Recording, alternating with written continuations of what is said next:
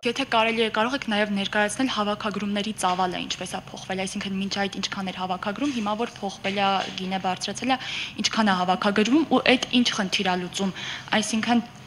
ինքը էլի վերադառնում են բեռնաթափման խնդիրալուծում, թե բյուջեն լցնելու խնդիրալուծում։ Տեսեք, իրականում հասարակական տրանսպորտի հետ կապված ցանկացած փոփոխություն, որը իրականացնում է Երևանի քաղաքապետարանը, դա միտված է նրան, որպեսզի հավելյալ հավաքագրումների միջոցով նաև տրանսպորտային հարցի բարելավում իրականացվի եւ այդ առումով ես կարծում եմ, որ մենք այստեղ հիմա եկել ենք եւ բախվել ենք մի հատ շատ լուրջ խնդրի առաջ, որի մասին ես հիմա կխոսեմ, որտեղ ես նախատեսել եի այդ մասին խոսել, բայց քանի որ դուք եք հարցը բարձրաձայնում, փորձեմ այդ կոնտեքստով խոսել, էլի։ Մենք ինչ ունեցանք, երբ որ տոմսային փաթեթները ներդրվեց Երևանի քաղաքապետարանի կողմից, այսինքն քաղաքանին ընդունեց այդ որոշումը, մենք փետրվար ամսից մեր ընդդիմադիր գործընկերների ջանքերով հասարակական տրանսպորտում ստեղծվեց մի անհասկանալի եւ ինչ-որ չափով նաեւ անկառավարելի վիճակ, որը բերեց հասցրեց մի կետի, որ արդեն ներկայիս 5 ամիսների ընթացքում փաստացի Երևանի քաղաքապետարանի կողմից, այսինքն Երևանի ավտոբուս ՓԲ, մետրոպոլիտեն, նաեւ էլեկտրական ավտոբուս ՓԲ-ների կողմից ընդհանուր հաշվով ուրեմն հավաքագրվել է շուրջ 6 միլիարդ 30 միլիոն դրամ։ Այս թվերը առաջին հայացքից ոչինչ չեն ասում, բայց հաշվի առնելով այն պատկերը, որ մենք ունենք եւ արդեն պատկերացնում ենք, թե հետագայում ինչ է լինելու, կասեմ հետեւյալը, որ այսպես ասած այդ ակցիաների արդյունքում մարդկանց ամեն կերպ փորձելու, որպեսզի իրանք չվճարեն, ասելով, որ գինը անիմաստ է բարձրացել, 100 դրամ պետք է մնար, 100 դրամով կարելի էր նման տրանսպորտային համակարգը պատշաճ ձևով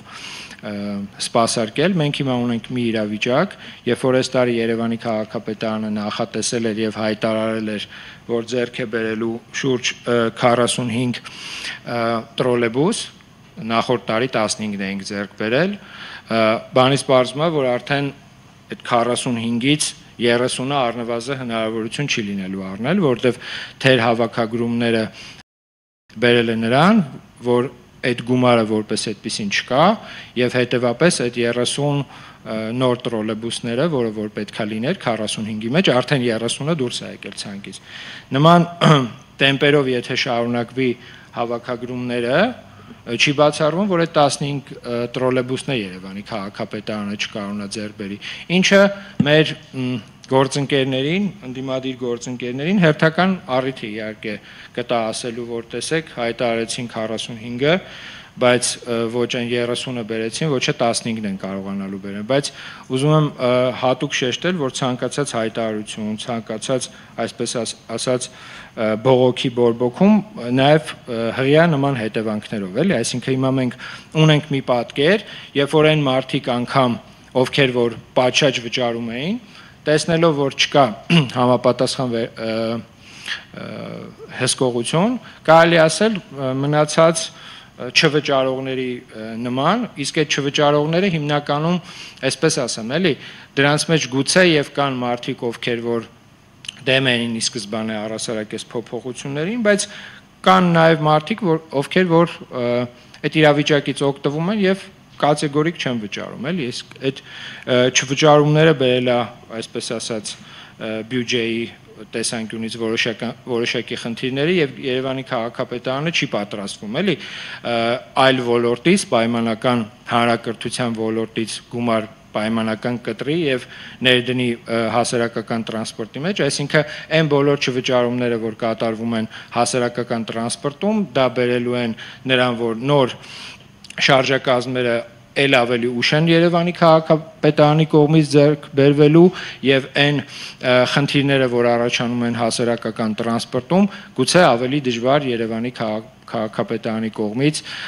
դրանք կարգավորվեն։ Խոսքը վերաբերվում է հիմնականում բնականաբար շարժակազմներին, բայց սրա մասին ավելի լավ է խոսել, իրավիճակը ներկայացնել, քան հետո տարբեր մեղադրանքների արձագանքել։ Հիմա նաև դուք տեղյակ եք, որ Երևանի քաղաքապետարանը նախաձեռնել էր հասարակական տրանսպորտում չվճարողների համար տուգանք սահմանել, դա շարունակում է մնալ մեր օրակարգում, սակայն ամբողջությամբ գտնվում է ազգային ժողովի տիրույթում, քանի որ այդ որոշումը իրենք պետք է իրականացնեն, բայց եւս մեկ անգամ արձագանքելով նաև կարմիր գծերի գումարներին եւ հավաքագրումներին, ուզում եմ ասել, որ այդ հավաքագրումները, որոնք բնականաբար ավելին են, քան նախկինում են եղել, հիմա թվային պատկերը կդժվարանամ ձեզ ասել, եւս որպես այդպեսին պետքա ծառայի հասարակական տրանսպորտին, ոչ միայն նոր շարժակազմերի, նոր առանձնացված գծերի, ճանապարհների, գուցե նաև կառուցման աշխատանքներին, ամեն դեպքում հասարակական տրանսպորտի հետ կապված, ինչպես նաև ձեր նշված կարմիր գծերի մասով, ես ասացի արդեն որտեղ են մեր խնդիրները։